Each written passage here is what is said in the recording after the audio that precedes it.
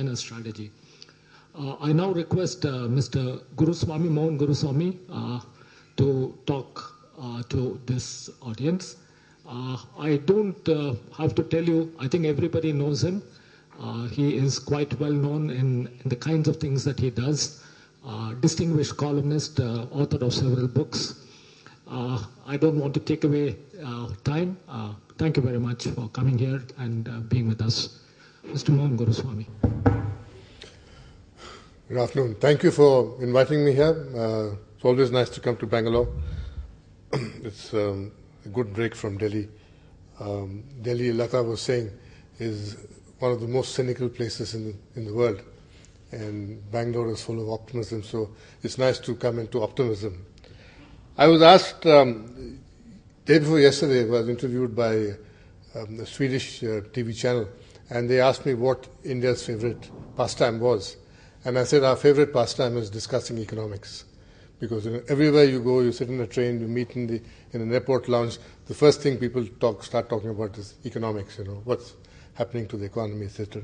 That's the problem. We have this freewheeling debate in this country, and a good deal of that freewheeling debate, it's free, but it's not contextualized. It's not put in a context with anything, so it becomes pretty freewheeling. So I'm going to try to put this discussion into context, into what's happening. One perspective, that is, the role of population in economic growth.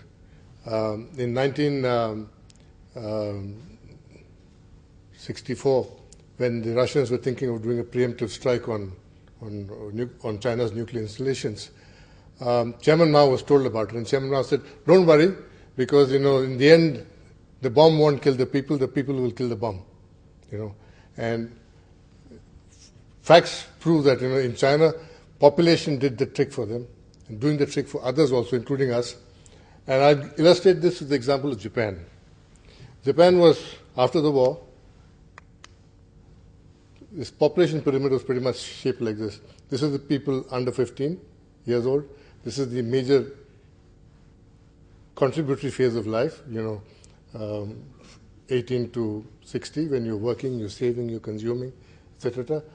Many of us here, Jaydev Ranade, myself, Raja Menon, we're all up here, not contributing, not doing anything here. But this is a very dramatic phase in life. If you are there, then you are doing well. You're saving, you're producing, and that is what interests economists. The government of India has just said that our life expectancy has gone up to 67, which actually means adding to problems. It might be good for each one of us, but it's adding to our problems. This is how Japan became in 2006. You see the shape had begun to change. And this is how Japan is going to become in 2050. Majority of people are there. They're all retirees, people with savings, but not consuming and not contributing. You might as well be dead, leave your money and go. But Japan is going to be a country of old people, and whatever you do, Japan is not going to grow, period. Ambassador H.K. Singh would disagree, because he's laying a lot of store on relationship with Japan. But Japan is demographically finished, economically finished. He's not going to revive, and so is a good part of Western Europe. This is one essential truth of life. We must grasp that people matter. People make economies. Now, China is heading for a people's crisis. It's planned a certain growth. It's not happening. Its population just inched up 0.57% annually since 2001. And they were hoping to do twice that much. 1/5 of the level of 1970. So China has just stopped growing. The toll of all the successive campaigns of having one child, and the toll of economic prosperity, the toll of this migrant labor kind of society they have, has been extracted. It's stopped growing. So China is an aging society. It's just arrived at a semblance of wealth and has begun to age. And what are China's prospects? Now, this is how China looks now, and this is how it will look in 25. You see the difference in these two. A very rapid transition taking place in China, we're not looking at it. Whatever is happening in China, it is going to slow down. And is going to generate all kinds of internal pressures. The internal dynamics of China are changing rapidly. This is one target. The Chinese always meet their targets. This is one target they're not able to meet. The growth targets. They actually set growth targets now. You must have so many kids. It's not happening. People are not listening to them. At purchasing price parity, China's per capita income is just a fifth of other large economies. But China's fertility level is far below that of the US, United Kingdom, or France. All of them are around 2. China is about 1.7, which means that there's no replacement of population. And it's on par with those of Russia, Japan, Germany. These are all, if you look at the pyramids in 2050, these are all finished people, And the Chinese plan has set a growth target which is not being met. This is probably the only target in China which is not met. Another thing is happening. You're losing workers to education. People are getting educated. People are going to college and they don't want to be workers anymore. That is adding to their strains. So what happens is that in 2010 there were 116 million people aged in that 20 to 24 group. By 2030 that will fall by 20% to 94. And in reality the actual number of workers will be less than 94 because they're going to higher education. Now this causes tremendous strains on the Chinese economy. China became an urbanized country last year. Soon the famous surplus labor pool will be exhausted. This decade only 5 million people will join China's core workforce, down dramatically from 90 million in the previous decade. Now these are very difficult economic problems to handle. And the Chinese are grappling with it, are gasping for breath right now and don't know what to do about it. And this is the workforce projections. You see in 2050 the Chinese workforce is going to be smaller than the Indian workforce. And around 2030 we will have as many people in the workforce as Chinese do. Which is why this interest in India, in the rest of the world, is mostly because of this. At one time, we used to say that people were a problem. A lot of us internalized this as a problem.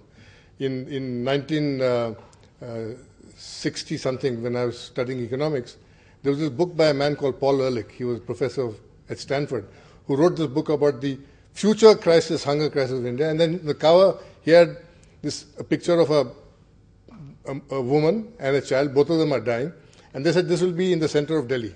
In the year 2000, there will be so much of starvation and death-related starvation that India is going to be in a disaster. So, I asked my economics professor, I distinctly remember I asked him, I said, when a cow has a calf, you say GDP has gone up. But when a human being has a child, you say, that's bad news. It's not good. So he says, don't argue, that is the reality. But now that thing is standing on its head now. People are an asset. If you educate them, you empower them, they're an asset. And workforces drive societies. Workforces drive army. So, without workforces, you're going to amount to zilch. And this is how China is changing. There's another slide of them in 2050. Look at the change, dramatic change taking place between 2010 and 2050. It's becoming a top-heavy country. The economists, we like to use $5 words when you can say it's just becoming old. We say the dependency ratio has changed. That means the number of people who are freeloading has gone up and the number of people who are working is coming down. Very simple. Kids freeload, old people freeload. That's what my daughter tells me anyway.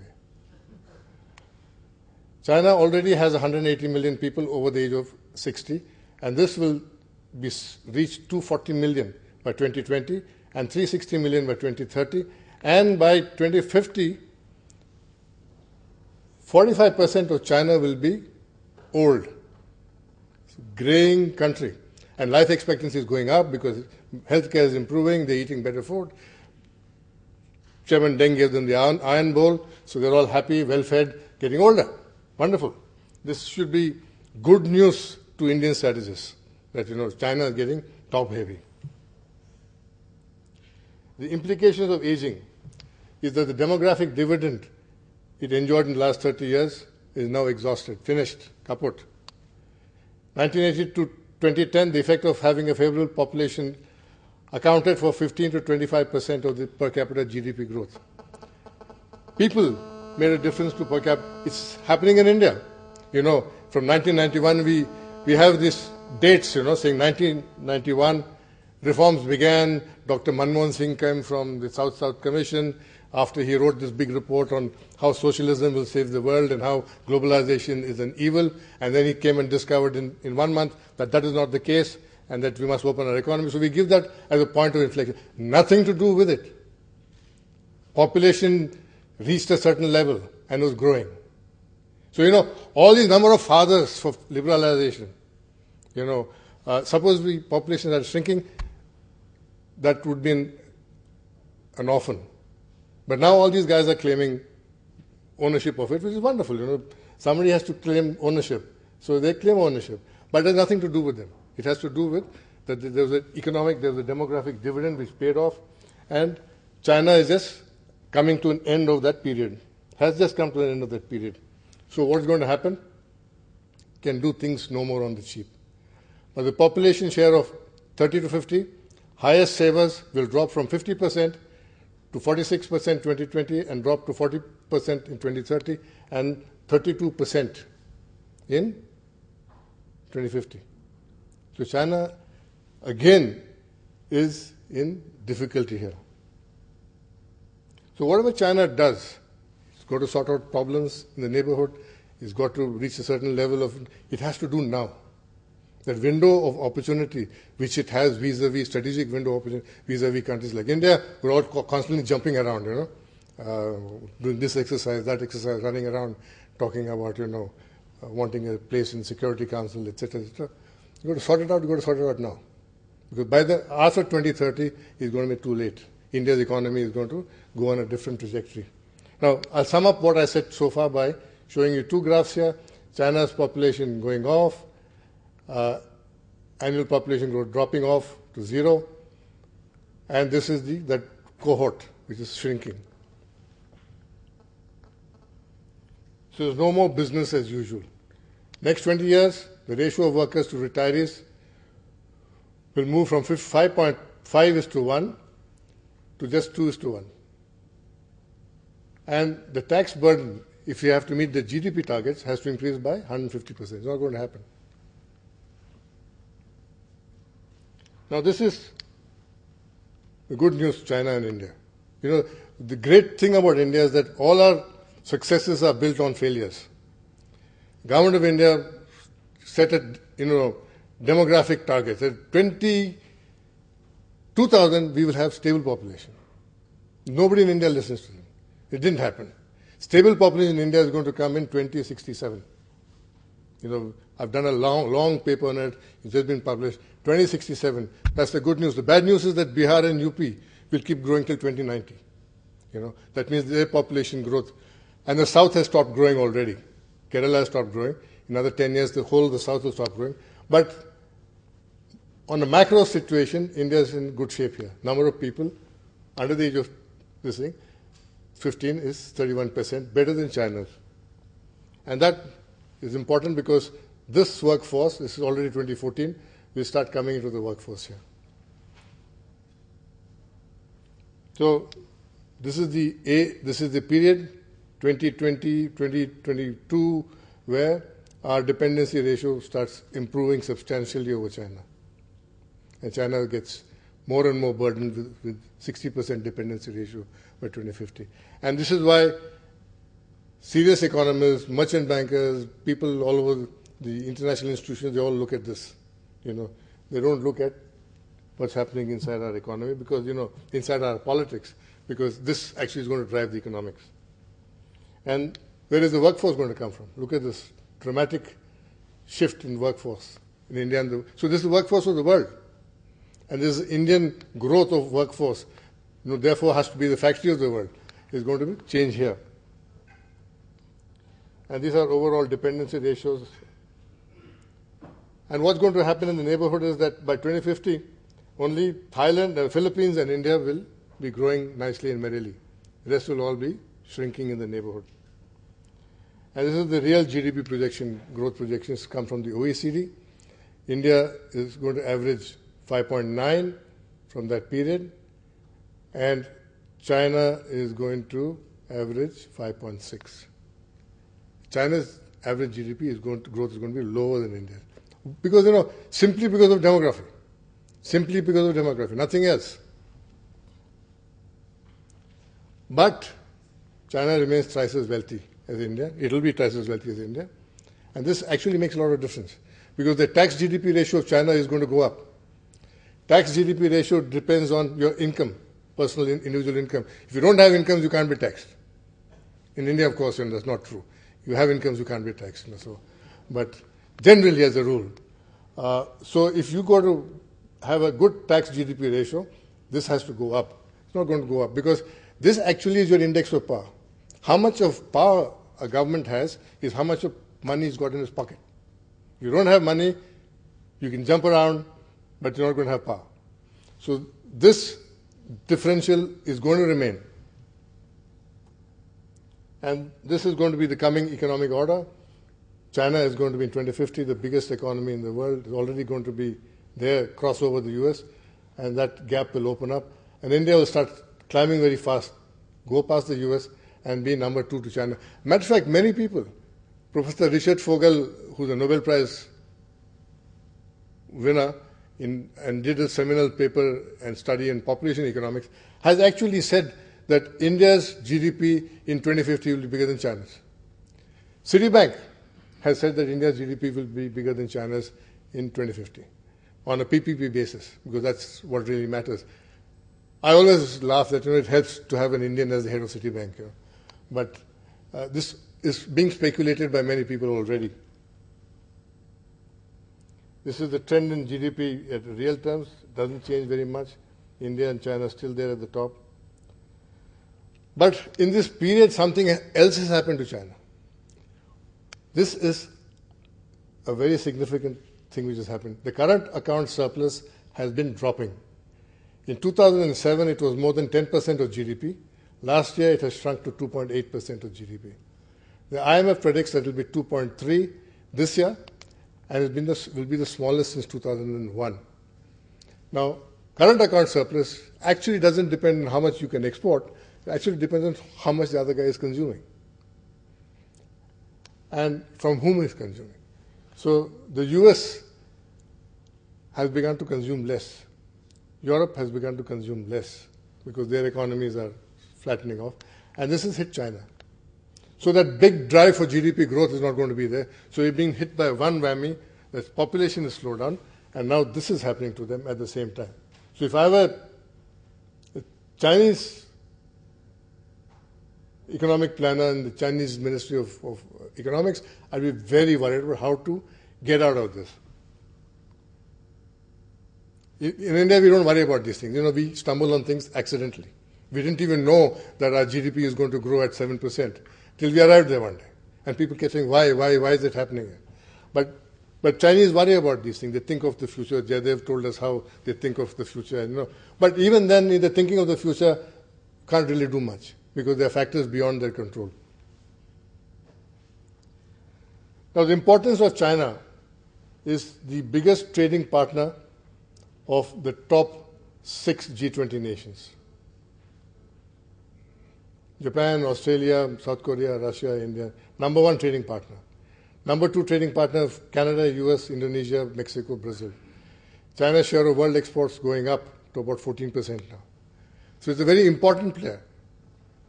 And there is an importance to China which will start decreasing. The Chinese are going to have problems dealing with that also.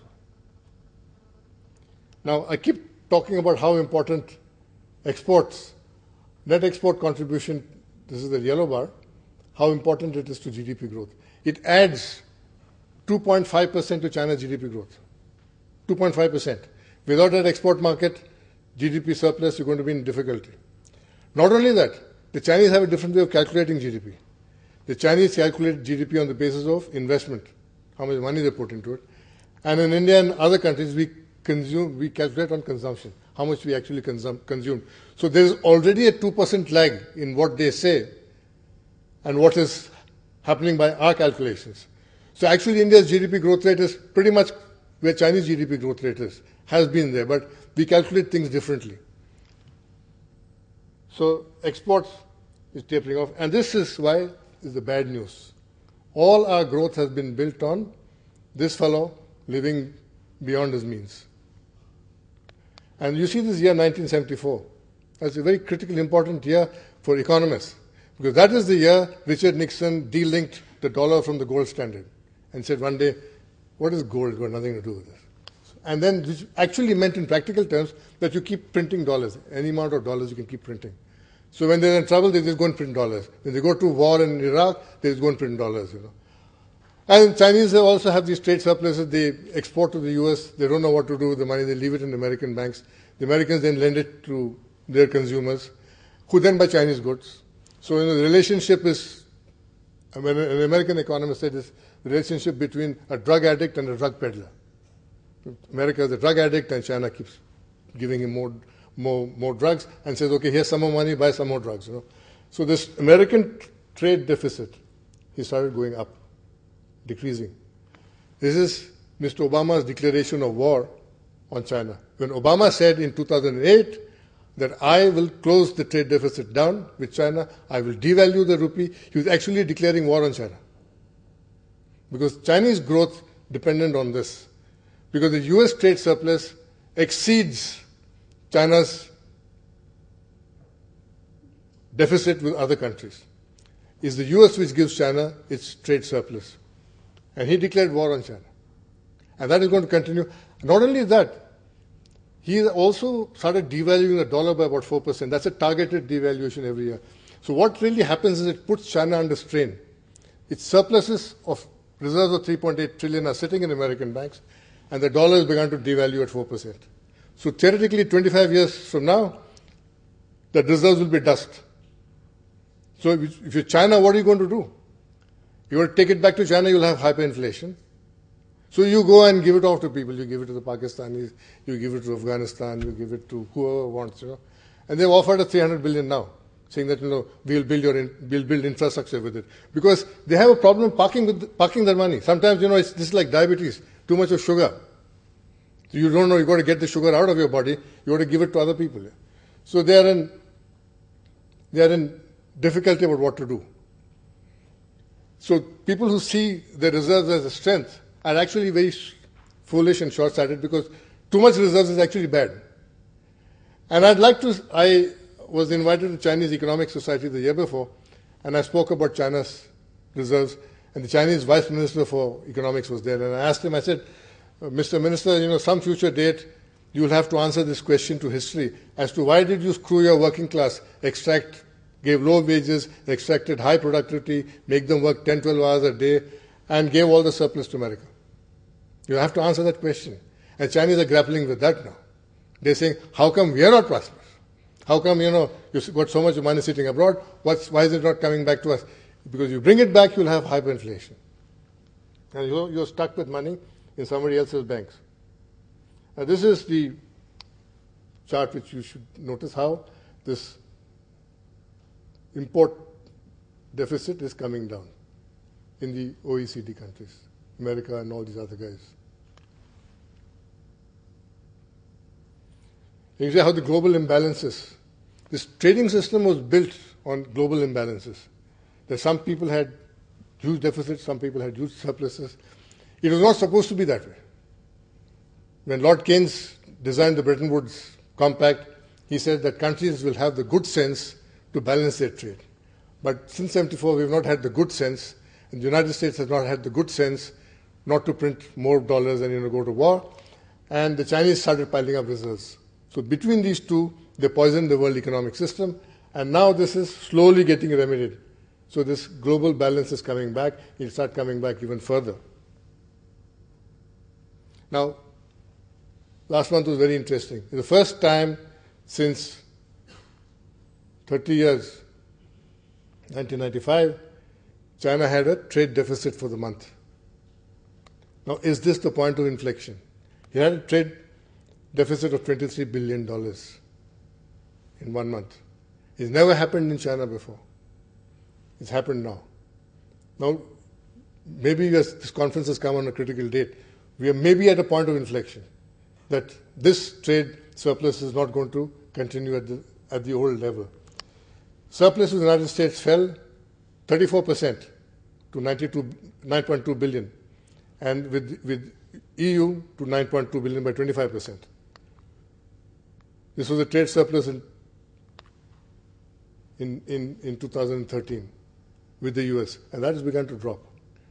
And this is all due to Barack Hussein Obama, who said that this has got to stop. And there's signs of slowdown coming up. Inventories are piling up. When you have an inventory pile, that means goods are not being sold, either in your market or other people's market. And this gap between production capacity and forecast, deliveries, this is for automobiles. But that is a good index of industrial growth. You can already see that here. That gap is opening up. Now, this is something I'd like to clarify to all of you. This is something when we look at Chinese trade figures, we look at this surplus with the United States and say, oh my God, this is a huge surplus. But actually it's not so bad. Because what's happening is China is an aggregator of goods. It takes Apple phone, the glass comes from somewhere, the buttons come from somewhere, the IC comes from somewhere, and it puts it all together. There's this famous Apple factory. Actually not an Apple factory, it's a Foxconn company factory, Fushian in Chengdu. The factory is 5 kilometers long. 5 kilometers long, you can go alongside the factory, and it employs 2 lakh workers who live inside the factory in a township. They eat there, they shop there, they have their own banks there, and all they do is produce iPhones and iPads. And what do the Chinese get per iPad, iPhone? $10. But what happens is that adds 150 billion to their trade surplus with America. But actually that trade surplus is the trade surplus of Taiwan, Singapore, and other countries. Using past, because it's routed through China, it goes to China's account. So, they are at the bottom end. So what happens in the bottom end is your wages go up, you'll get kicked out of it. Your wages go up, you'll go to Vietnam, you'll go to Indonesia, you'll go elsewhere. And it's begun to happen. Chinese are concerned about that. Now, why does China need these exports? This is the reason why it needs. 50% of GDP comes from the industrial sector. There's no other country which has that profile. China is everybody's workforce. It has the labor, it does the production, and sells it cheap to everybody else. Now, it needs to keep this going. If it can't keep it going, it gets into difficulty. That's why he wants the status quo. He wants the system to continue. So is the world's second largest economy losing steam? Exports are critical to China's economy, accounting for more than a quarter of economic activity compared with a little more than a tenth in the United States. To help maintain overall economic growth rates, China has hoped to keep exports growing at almost 10%, but this is not happening. This is not happening. Now, so is China following Japan's footsteps? Certainly, population-wise, it's following. Certainly, in kinds of production it can do, it has begun to follow. So a lesson for Japan is very important to China. China is today where Japan was in the 70s. Dealing with old age, dealing with high labor costs, dealing with, no longer being a low-cost production center and all that. So, China is grappling with that. Now, this is to cheer us up a bit. India and China together, our GDPs will exceed the entire OECD by 2060. It will exceed the top G8 by 2030. And China's GDP growth rate will drop from 6.6 to 2.3 in that period, and India's will go up to 6.7 and drop post 2050 to 4%, only post 2050. So, prospects look very good for India. special postage stamp issued or resolution in Parliament. One day we just went past Parliament, Japan, nobody noticed it. So we suddenly arrived there. The enigma of arrival, I call it, that we don't know where we are. And this is the coming economic transition. You can see all these lines, everybody going down, except two fellows are going up. So, this is from the Economist Guardian. It's a lovely chart. I love this chart. And everything is going to change here. China, India, US, Brazil, Japan, Russia, Mexico. My mother-in-law is down there.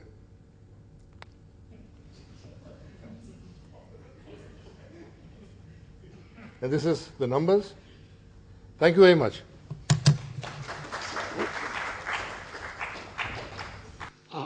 Thank you very much for a very different perspective. I think we need this very badly when we want to look at China. Right? We kind of limited in time. We are a little bit short. I didn't want to cut short Mr. Mohan Guruswamy's very, very interesting approach, so I didn't exercise my right as a chairman to do that. We have very briefly time for a few questions, maybe a couple of questions, maybe. Quick questions and hopefully quick answers. Yeah, Arun, please. Yeah. My question is to Mr. Ranade and Professor Kondapalli. I would like to hear from the both of you a little more on the refocus on the PLAN, and especially if you could provide an update on the 092 and the 094, because there's been a lot of reports and talk about them starting deterrent patrols very soon. And if that happens, what does it mean for the command and control, and if there is going to be a change, and how are the Chinese thinking about this?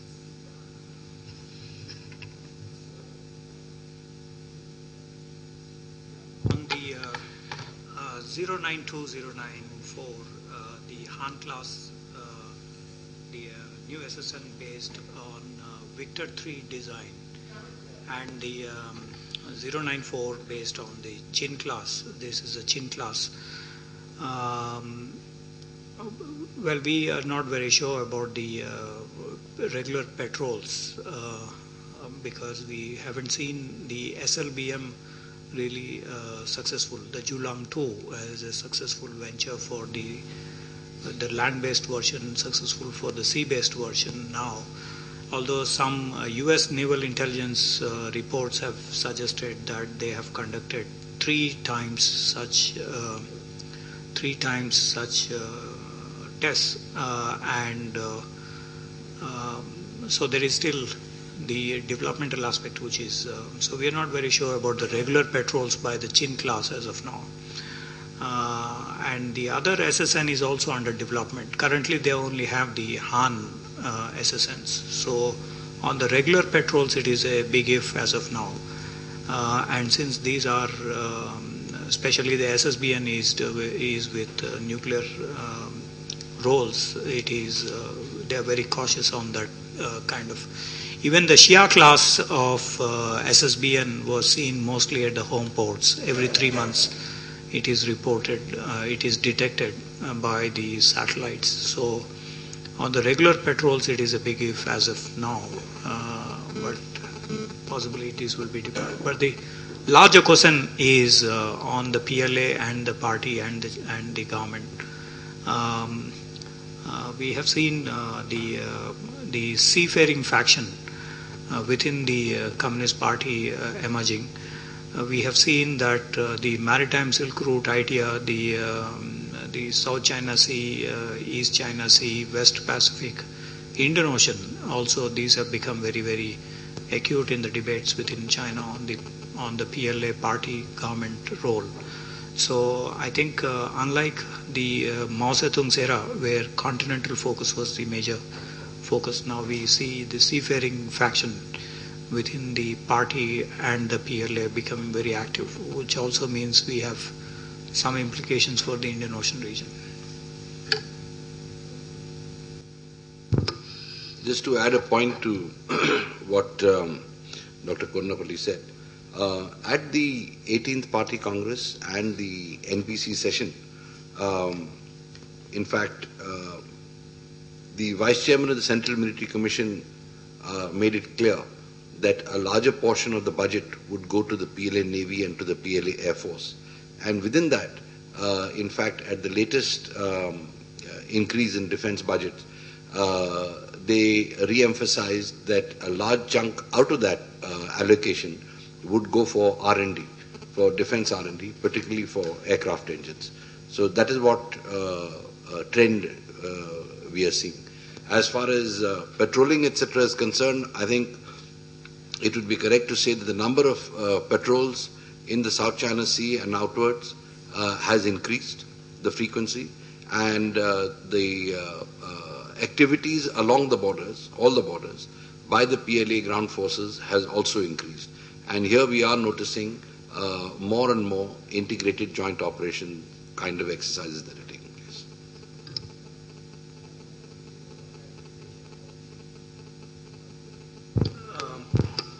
Okay, very quickly, please. Very quickly. We got time for only one more question. I have you. Yeah. Out of $36 billion we spend 17% on the Navy, roughly 21% on the Air Force, 54% on the Army. The Chinese spend very less on the Army, 24% on the Navy, 24% on the Air Force, some 24% on the R&D and so on, while we spend about 5% for the DRDO, less than 5%, 4% or so. And on the missiles, on the second artillery, they spend about 5% alone. So that's the comparative. Ambassador. Just a very short query which any of the panelists could choose to answer.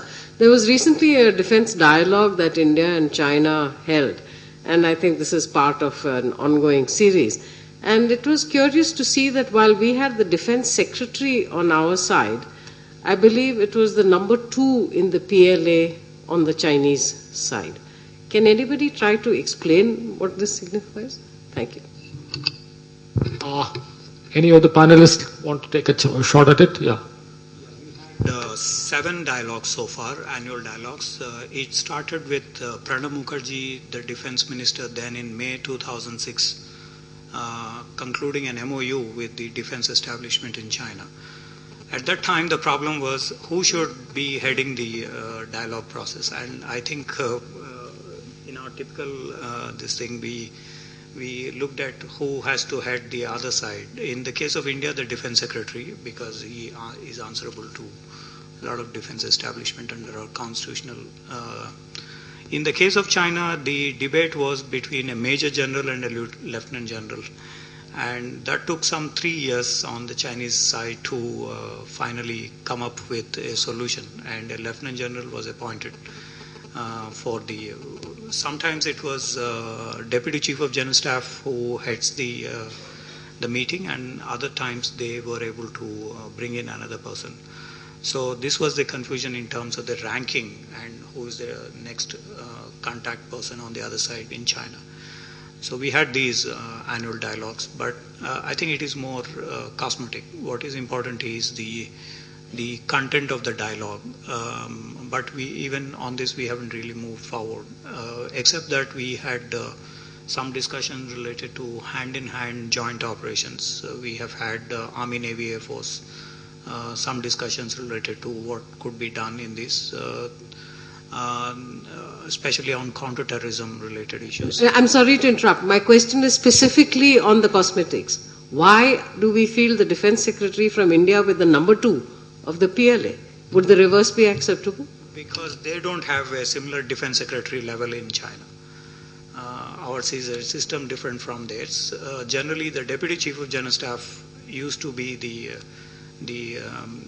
counterpart, and in fact, we almost got stuck for 3 years on the annual dialogue from 2006 till about 2009 when the annual dialogue process started. We were stuck with these cosmetics, and finally they decided they wanted to have a major general first to head the dialogue process, and then we insisted the defense secretary is above the major general.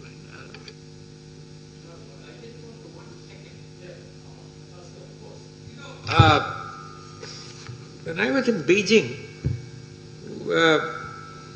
one found that in defense ministry, everybody was a uniform personnel.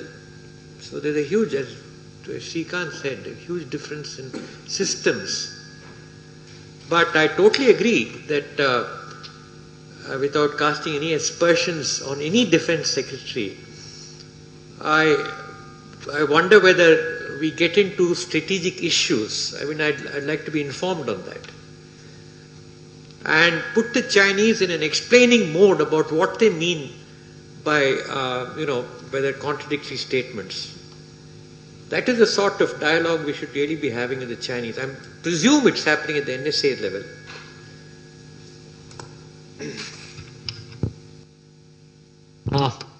I think we've kind of run out of time. I'm very sorry we've had to cut the discussion short, but thank you very much. I would like to thank all the speakers for a very, very interesting and very thought-provoking approach to look at this rising China. Yeah, and thank you very much. And hopefully we will quickly move on to the next session immediately after this session. Thank you very much.